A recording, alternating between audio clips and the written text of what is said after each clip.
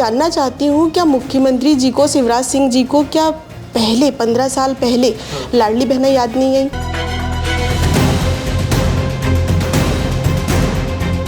स्वास्थ्य का मुद्दा है, यहाँ पर हॉस्पिटल तो बना है लेकिन यहाँ पर डॉक्टर नहीं है और महिलाओं को डिलीवरी के लिए कई बार बाहर भेजा जाता है, जिसके चलते कई बार रास्ते में ही डिलीवरी हो जाती है। जो है अभी बीसीसी चीफ आपका टिकट फाइनल करने की कितनी सच्चाई है?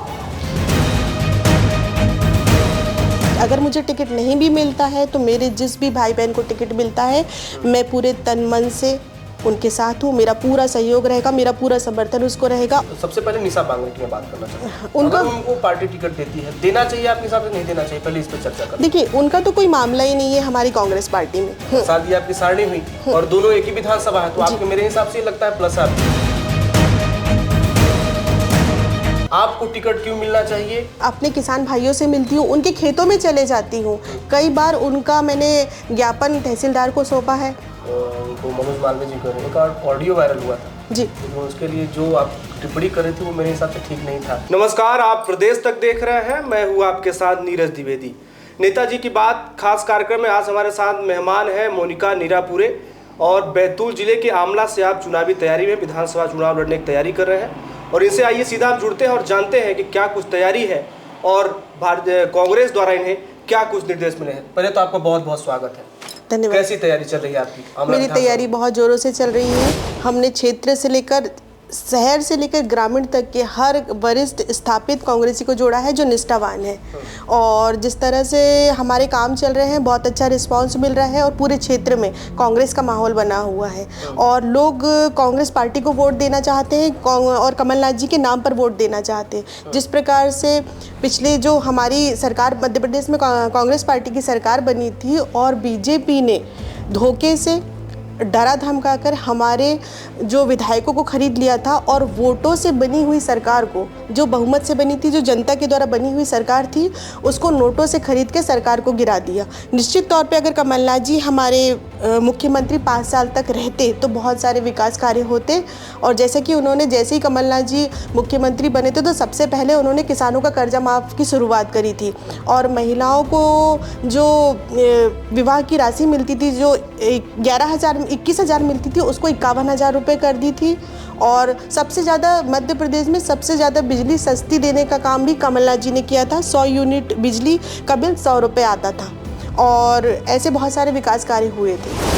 आपको मैं बता दूं कि आप महिला कांग्रेस की अध्यक्ष भी हैं, अधिवक्ता भी हैं और क्षेत्र में चाहे सामाजिक कार्य हो या राजनीतिक लगातार सक्रिय रहती हैं, जनता के बीच आप जाती हैं, उनकी समस्याएं सुनती हैं, यथाउचित उनका समाधान भी करती हैं, चाहे सामाजिक कार्य हो, चाहे चुनरी यात्रा हो या तमाम ऐसी गतिविधियों में आप एक्टिव रहती हैं। ऐसे में आपसे जानना चाहूँगा कि यहाँ के मुद्दे क्या हैं? यहाँ पर सबसे बड़ा मुद्दा तो बेरोजगारी का है, सबसे ज़्यादा मुद्दा बेरोजगारी के है। क्षेत्र में जाए देखें तो स्वास्थ्य का मुद्दा है। यहाँ पर हॉस्पिटल तो बना है लेकिन यहाँ पर डॉक्टर नहीं है, महिला डॉक्टर बिल्कुल भी नहीं है, लोग बहुत परेशान होते रहते हैं और महिलाओं को डिलीवरी के लिए कई बार बाहर भेजा जाता है, जिसके चलते कई बार रास्ते में ही डिलीवरी हो जाती है, कई बार बच्चों की मृत्यु हो जाती है और प्राथमिक उपचार के लिए भी डॉक्टर नहीं है। आए दिन यहाँ पर क्षेत्रों में भी एक्सीडेंट होते हैं जिससे प्राथमिक उपचार नहीं मिलता है, उनको बाहर रेफ़र किया जाता है।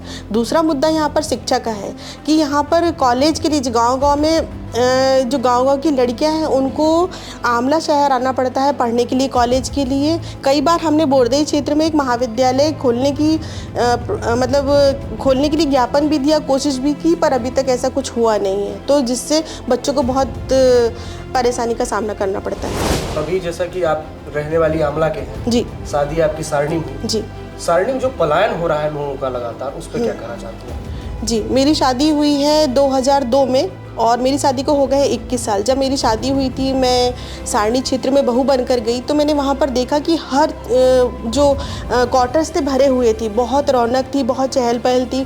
वहाँ पर जो संडे का बाज़ार लगता था वो सुबह 9 बजे से लगता था तो रात के 9 बजे तक चलता था। इतना मतलब चहल पहल, इतनी खुशहाली और इतनी रौनक थी। लेकिन आज जब मैं देखती हूँ तो लगातार खदानें बंद हो रही है, प्लांट बंद हो रहे हैं, जिसके कारण लोग वहाँ से पलायन कर रहे हैं। देख देख के बहुत दिल जलता है, मन दुखता है, क्योंकि सारणी मेरा ससुराल है तो मेरा लगातार वहाँ आना जाना लगा रहता है और वहाँ पर रोज़गार नहीं होने की वजह से युवा भी बहुत परेशान हैं और जिसके कारण वो नशे की चपेट में आ रहे हैं और अपराध की ओर बढ़ रहे हैं और व्यापारी बहुत ज़्यादा परेशान हैं। यहाँ पर एक मसला रहा है कि बाहरी भीतरी का बड़ा खेल यहाँ पर चलता है। लोगों को लगता है कि ये बाहरी विधायक है या तो आपके लिए तो ये मेरे हिसाब से प्लस हो गया। आप यहाँ जन्मी पढ़ी बढ़ी खेली कूदी, शादी आपकी सारणी हुई और दोनों एक ही विधानसभा है, तो आपके मेरे हिसाब से लगता है प्लस है आपके लिए। बिल्कुल प्लस है मेरे लिए, क्योंकि ये मेरा जो आमला है मेरा ननिहाल है। मेरा बचपन से आना जाना यहीं लगा रहा है।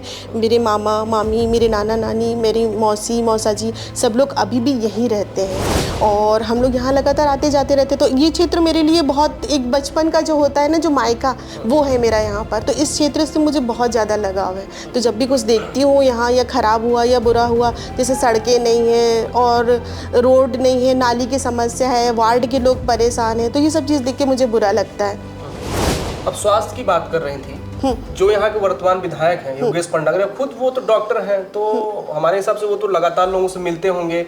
स्वास्थ्य वो तो डॉक्टर है खुद, और बेहतर स्वास्थ्य व्यवस्था कर सकते थे, आप फिर लोगों से मिलकर करते भी होंगे। नहीं, ऐसा कुछ भी नहीं है। उनके द्वारा तो कुछ किया ही नहीं जाता, क्योंकि सबसे ज़्यादा तो यहाँ स्थानीय वाला मुद्दा था, तो वो तो यहाँ रहते नहीं। यहाँ के विधायक, आमला का विधायक होने के बावजूद भी वो लगातार रहते हैं बैतूल में, और बैतूल में रहते हैं अपने हॉस्पिटल में, तो उससे कार्यकर्ता तो मिल ही नहीं पाते। कार्यकर्ता बहुत परेशान है, क्योंकि वो 200-400 रुपये का पेट्रोल डीजल नाश करके वहाँ जाते हैं, दिन भर उनके हॉस्पिटल में वेट करते हैं, और उसके बावजूद भी कई बार पूरा दिन गुजर जाता है तो उनसे मुलाकात नहीं हो पाती। डॉक्टर साहब तो हैं, लेकिन बैठते बैतूल में हैं, कभी वो यहाँ की सुध नहीं लेते। यहाँ तक उनने कभी यहाँ के जो हॉस्पिटल बना है उसमें किसी डॉक्टर को लाने की कोशिश नहीं करी, महिला डॉक्टर भी नहीं लाए, और किसी दूसरे डॉक्टर की भी कोई व्यवस्था नहीं करी। मतलब उनका डॉक्टर होने के बाद भी यहाँ लोगों का ध्यान नहीं दे रहे। हाँ, बिल्कुल एक प्रकार का अभाव ही है डॉक्टर का यहाँ पर।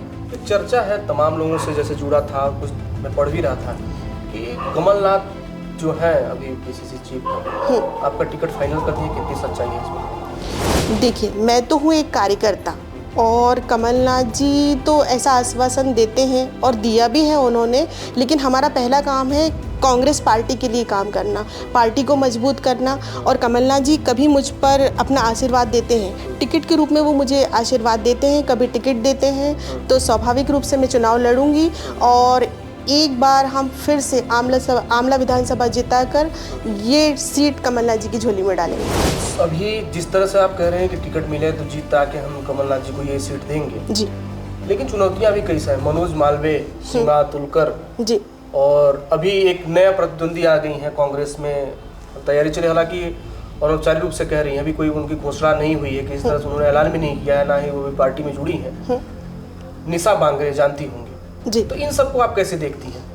सबसे पहले निशा बांगरे की मैं बात करना चाहूँगा। उनको पार्टी टिकट देती है, देना चाहिए आपके हिसाब से, नहीं देना चाहिए, पहले इस पर चर्चा करें। देखिए, उनका तो कोई मामला ही नहीं है हमारी कांग्रेस पार्टी में, क्योंकि वो कांग्रेस पार्टी ही उन्होंने ज्वाइन नहीं करी, वो हमारी पार्टी के सदस्य ही नहीं है, तो उनका तो कोई टिकट विकेट का तो मामला बनता ही नहीं है। क्योंकि हमारे क्षेत्र में कई ऐसे नेता हैं, कार्यकर्ता हैं, जो बरसों से विपक्ष में रहकर अच्छी भूमिका में कार्य कर रहे हैं, संघर्ष कर रहे हैं, और दरी बिछाते हैं, चटाई बिछाते हैं। जब भी कोई कार्यक्रम होता है तो हर कार्यक्रम को करते हैं। तो ऐसा मतलब माहौल बनेगा ही नहीं कि कभी साहब कमलनाथ जी उनको टिकट दें, ऐसा कोई माहौल बनेगा ही नहीं। और मनोज मालवीय, सीमा अतुलकर हैं, इनके बारे में क्या कहना चाहेंगे? ये निश्चित तौर पे बहुत अच्छे कार्यकर्ता हैं, हमारे कार्यकर्ता बहुत अच्छे हैं, और सीमा अतुलकर जी को भी अभी पार्षद का टिकट दिया था 10 नंबर से, लेकिन दुर्भाग्यवश वो हार गई। और मनोज मालवीय जी भी हमारे बहुत अच्छे कार्यकर्ता हैं, लेकिन क्या हुआ कि पिछले बार उनको विधानसभा का टिकट दिया था, दुर्भाग्यवश वो 20,000 वोट से हार गए। उसके पहले उनकी घर की जो बहू है उनको भी नगर पालिका टिकट दिया था, वो भी दुर्भाग्यवश हार चुके। तो मुझे नहीं लगता कि साहब इस बार, आदरणीय कमलनाथ जी इस बार फिर से भरोसा करेंगे, क्योंकि ये जो सीट है वो उनकी प्रिय सीट है और वो चाहते हैं कि यहाँ से जीते, तो वो उसी प्रत्याशी पे दाव लगाएंगे, उसी प्रत्याशी को टिकट देंगे जो सीट निकाल सकता है। कह रहे हैं कि सीमा अतुलकर जी को भी कह रहे हैं कि अच्छी कार्यकर्ता है, निष्ठावान है जी, उनको मनोज मालवीय जी कह रहे हैं। एक ऑडियो वायरल हुआ था जी, लेकिन उसके लिए जो आप टिप्पणी कर रही थी वो मेरे हिसाब से ठीक नहीं था, और उसमें काफ़ी विपक्ष भी हमलावर हुआ था जी। क्या था वो ऑडियो? वो तो बस एक जनरल बातचीत थी, परिवार की बातचीत थी, पुराना वीडियो था, और हमने सब आपस में उसको बैठकर समझ लिया, उसमें कोई इशू नहीं है, पूरा मामला सॉर्ट आउट हो चुका है। अच्छा, ये जानना चाहूँगा, मान लीजिए जिस तरह से भी पहले आप कह रहे थे कि हाँ शिक्षा की व्यवस्था नहीं है, बदहाल स्थिति है, स्वास्थ्य भी वैसे ही है, और आपका रोजगार नहीं है, आप पर कमलनाथ विश्वास जताते हैं, चुनाव निकल कर आपका आता है, तो पहला फोकस किस पे आप करेंगे कि सबसे पहले हम जीत कराएंगे तो इस चीज़ को हम दुरुस्त करेंगे? सबसे पहले तो हम हमारे सारणी क्षेत्र में जो लगातार पलायन हो रहा है, लोग छोड़ के जा रहे हैं, व्यापारी परेशान है, युवा परेशान है, उसके लिए हम रोजगार के अवसर उपलब्ध कराएंगे ताकि वो पलायन रुक जाए और एक बार फिर से सारणी क्षेत्र खुशहाल हो जाए। और रही बात आमला की, तो आमला में भी रोजगार की रिक्वायरमेंट है कि रोजगार मिले, और यहाँ तक कि ग्रामीण की जो महिला है वो खुद भी चाहती है कि हमको गाँव में भी ऐसे रोजगार के अवसर मिले जिससे हम खुद भी गृहस्थी को चलाने के लिए रोजगार करें, जिससे हमको गृहस्थी चलाने में आसानी हो। अभी जो हाल की 2 योजनाएं चल रही हैं, एक शिवराज सिंह चौहान की लाडली बहना योजना, पता है आपको? जी बिल्कुल। एक कमलनाथ जी भी चला रहे हैं आपके नारी सम्मान योजना। जी बिल्कुल। तो आपको दोनों में से बेहतर कौन सा लगा? बेशक आपका जवाब ये होगा कि हमारे जो कमलनाथ कर रहे हैं वो है। नहीं, मैं सत्य पे बात करूंगी। हाँ। कि जैसे कि पिछले 15 वर्षों से शिवराज सिंह हमारे मध्य प्रदेश के मुख्यमंत्री हैं और उन्होंने ये योजना अभी चालू करी है, तो मैं ये जानना चाहती हूँ क्या मुख्यमंत्री जी को, शिवराज सिंह जी को, क्या पहले 15 साल पहले लाडली बहना याद नहीं गई? उन्होंने वो योजना तब से क्यों नहीं चालू करी? क्या हमारी माताएं बहनें तब नहीं थी और ये 15 साल से उनको होश क्यों नहीं आया? चुनाव के जस्ट पहले 2-4 महीने पहले उन्होंने ये योजना चालू करी और वो प्रलोभन देना चाहते हैं कि भाई एक बार आप हमको और वोट कर दीजिए, बहलाना फुसलाना चाहती कि एक बार और वोट कर दीजिए ताकि हम 5 साल आपको और बेवकूफ़ बना सकें। और इस बारे में मैं आपको बताना चाहती हूँ कि जो हमारी योजना है नारी सम्मान योजना, जो आदरणीय कमलनाथ जी ने लाए, ये योजना हमारे सम्मान के लिए, हमारी महिलाओं के सम्मान के लिए, कि जिस तरह से बेरोजगारी बढ़ी है, जिस तरह से महंगाई बढ़ी है और इसका अतिरिक्त भार हम महिलाओं के ऊपर आया है, तो ये हमारे सम्मान के लिए है। और मैं आपको बताना चाहती हूँ कि ये योजना कमलनाथ जी ने अभी से शुरू कर रहे हैं, यानी कि अगर वो मुख्यमंत्री बनते हैं तो पहले महीने से ही हमारी ये योजना पर अमल कर दिया जाएगा। और ये जब तक कमलनाथ जी मुख्यमंत्री रहेंगे, 5 साल 10 साल जितना भी रहते हैं, तो ये योजना हमेशा चालू रहेगी। मैं ये कहना चाहती हूँ कि कमलनाथ जी ने शुरू से नारियों के सम्मान के लिए, महिलाओं के लिए अभी से शुरुआत कर दी है और ये आखिरी तक चलेगी। जैसा कह रहे हैं कि आपकी कमलनाथ जी जीतते हैं, मुख्यमंत्री बनते 1500 रुपये मिलेंगे, भाजपा तो भी दे रही है, आप देने की बात कर रहे हैं, दोनों बहुत अंतर है, समझिएगा। सवाल ये है उठता है कि आप जनता तक कैसे जाएंगे, बताएंगी उनको, क्योंकि आप तो कह रहे हैं महंगाई है, लेकिन आम जनमानस के बीच ये बात जानी चाहिए, क्योंकि लोग कई सारे ऐसे विषय आते हैं जिनको किनारे करके महंगाई है कहते हैं कि 1000 रुपये मिल रहा है, तो जनता कैसे विश्वास दिलाएंगे कि भाई हमारी सरकार आती है कांग्रेस पार्टी की, तो जो वादा किया है कमलनाथ जी ने, चाहे वो बिजली की बात हो, चाहे वो रोजगार की बात हो, चाहे महिलाओं के सम्मान की बात हो, इन तमाम विषयों कैसे जनता को कैसे विश्वास दिलाएंगे? बिल्कुल क्लियर है, क्योंकि अगर शिवराज सिंह जी का, चौहान जी का अगर इंटेंशन महिलाओं को लाभ पहुंचाना रहता तो वो शुरू से ये काम करते, लेकिन हम अभी नहीं बने हैं, कमलनाथ जी मुख्यमंत्री नहीं बने, उसके पहले से ही उन्होंने महिलाओं के लिए सोच लिया है, तो स्वाभाविक है कि जब वो मुख्यमंत्री बनेंगे तो हम ये काम करेंगे। और उसी के लिए हम नारी सम्मान योजना के फॉर्म भरवा रहे हैं, जिसके अंतर्गत हर महिला को, एक परिवार में 2 महिला हो या 4 महिला हो, हर महिला को 1500 रुपये मिलेंगे और 500 रुपये में गैस सिलेंडर मिलेगा। 100 यूनिट बिजली फ्री रहेगी, 200 यूनिट बिजली अगर जलाते हैं तो उसका हमको आधा ही बिल देना होगा। और जो बुजुर्गों को मिलने वाली पेंशन है, जो पहले 300 मिलती थी, कमलनाथ जी ने उसको बढ़ाकर 600 रुपये कर दिया। अब उस पेंशन को हम बढ़ाकर 1000 रुपये करने वाले हैं। चलिए, चुनाव में भी थोड़ा सा वक्त है फिलहाल, अभी 2-3-4 महीने का, अब लेकिन उसके बाद की हम चर्चा कर लेते हैं। सवाल ये उठता है, दोनों लोगों की हम तुलना करेंगे, आपको टिकट क्यों मिलना चाहिए कांग्रेस से? मिलने का तो ये है कि मैं लगातार, सबसे पहली बात तो मैं लोकल की हूँ, मैं यहीं की हूँ, सारणी ब्लॉक मेरा ससुराल है और आंवला ब्लॉक मेरा मायका है, तो लोकल वाला मुद्दा मेरे साथ नहीं है। मैं यहाँ की स्थानीय हूँ और हमेशा मैं जनता को अवेलेबल रहूँगी। वो रात को भी आ सकते हैं, सुबह 7 बजे भी मेरे घर आ सकते हैं और रात को 10 बजे भी मेरे घर आ सकते हैं। उनको मेरे लिए कहीं भटकना नहीं पड़ेगा, सबसे पहली बात ये। दूसरी बात, मैं कांग्रेस पार्टी की कई वर्षों से एक ईमानदार कार्यकर्ता रही हूँ। हमको जो मध्य प्रदेश कांग्रेस कमेटी से जो भी योजनाएं आई हैं, वो चाहे घर चलो घर घर चलो अभियान से लेकर, गांधी चौपाल से लेकर और नारी सम्मान योजना से लेकर, इन योजनाओं को मैंने पूरी निष्ठा से हर गांव-गांव तक पहुंचाया है और कांग्रेस पार्टी को लगातार मजबूत किया है। योगेश पंडाग्रे मान लीजिए टिकट पाते हैं तो क्या होगा? मान लीजिए आपको टिकट नहीं मिलता है दूसरे को टिकट मिलता है तो क्या साथ रहेंगे कांग्रेस पार्टी के आप? जी बिल्कुल, मैं तो कांग्रेस पार्टी की एक निष्ठावान कार्यकर्ता हूँ। अगर मुझे टिकट नहीं भी मिलता है तो मेरे जिस भी भाई बहन को टिकट मिलता है मैं पूरे तन मन से उनके साथ हूँ। मेरा पूरा सहयोग रहेगा, मेरा पूरा समर्थन उसको रहेगा और मेरा एकमात्र उद्देश्य रहेगा कि हमारा कांग्रेस पार्टी का विधायक बने, उस प्रत्याशी को हम जिता कर लाएंगे। जो वर्तमान विधायक उनसे कौन सी ऐसी कमी रह गई क्षेत्र के विकास में?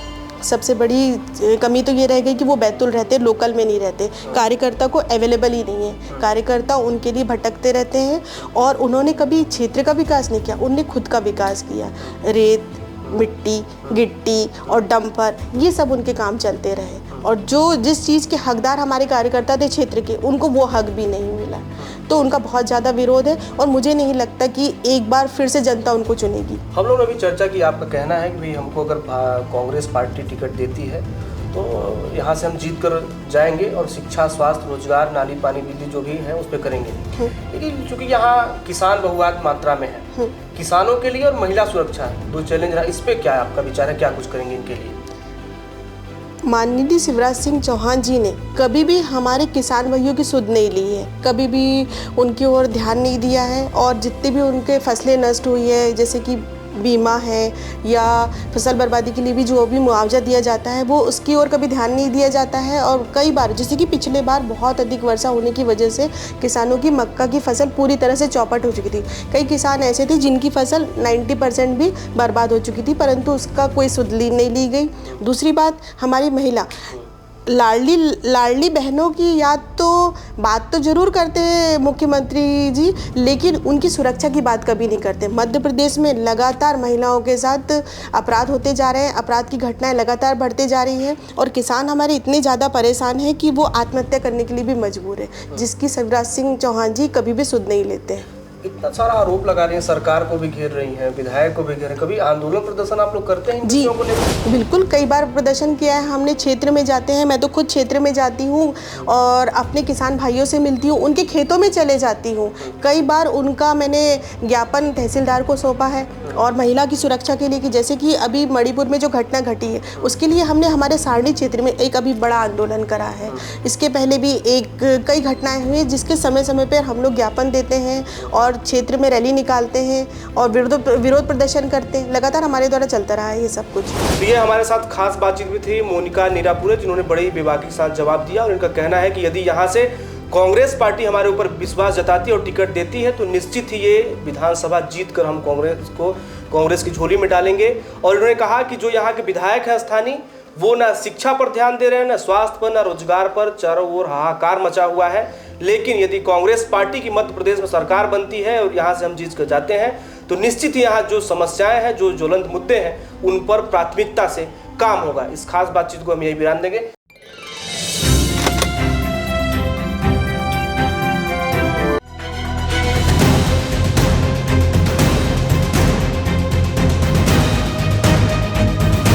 तो मैं ये जानना चाहती हूँ, क्या मुख्यमंत्री जी को, शिवराज सिंह जी को, क्या पहले 15 साल पहले लाडली बहना याद नहीं आई?